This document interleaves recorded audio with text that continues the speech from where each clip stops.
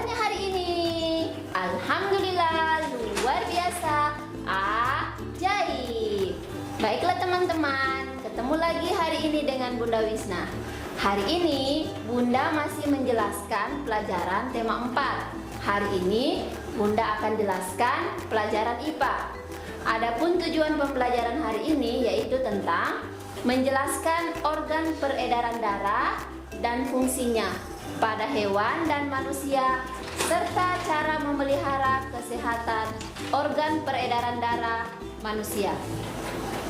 Materinya yaitu yang pertama adalah sistem peredaran darah manusia.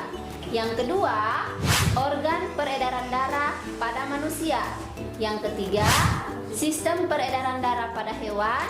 Yang keempat, gangguan organ peredaran darah pada manusia. Dan yang kelima adalah cara memelihara kesehatan organ peredaran darah pada manusia.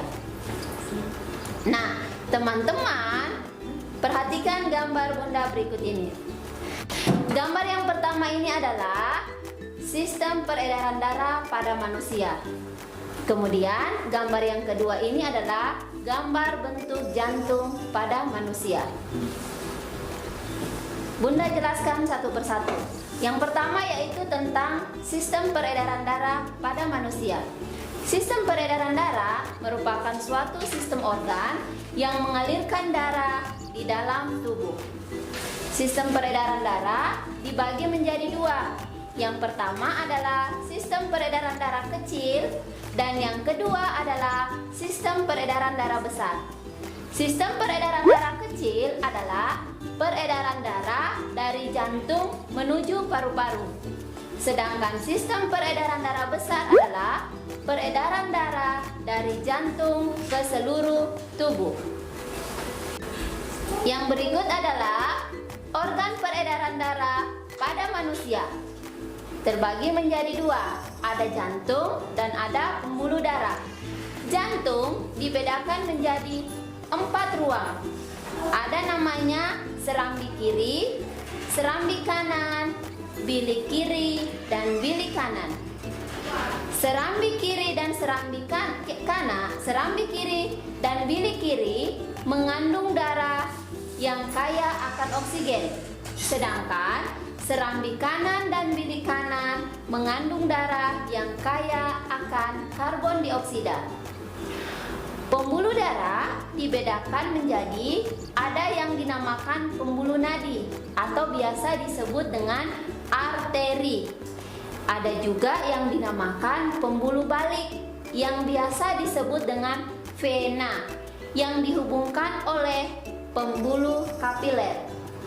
Pembuluh nadi berfungsi mengalirkan darah dari jantung ke seluruh tubuh.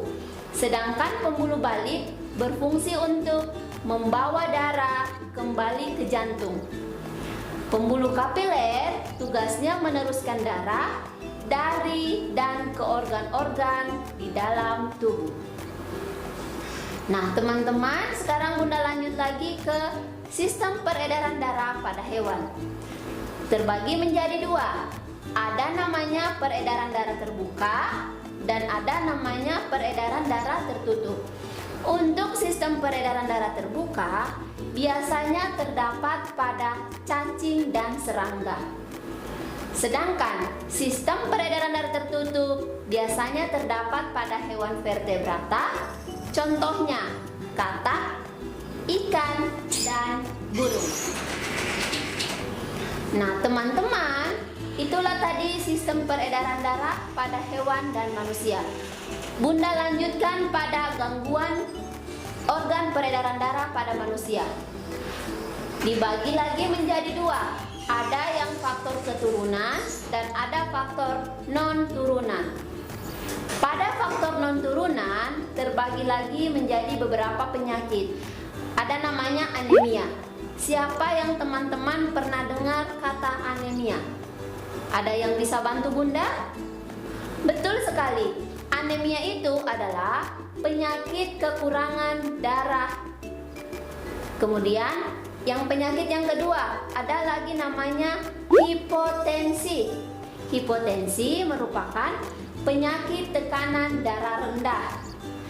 Yang ketiga ada namanya hipertensi. Nah, teman-teman pernah dengar orang tuanya atau kakek neneknya terkena penyakit hipertensi? Iya, penyakit hipertensi itu biasa disebut dengan penyakit tekanan darah tinggi.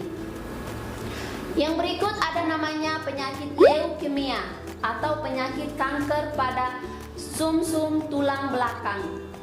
Yang berikut ada namanya jantung koroner atau biasa disebut dengan gangguan sistem peredaran yang diakibatkan oleh penumpukan kolesterol. Penyakit yang berikut adalah stroke.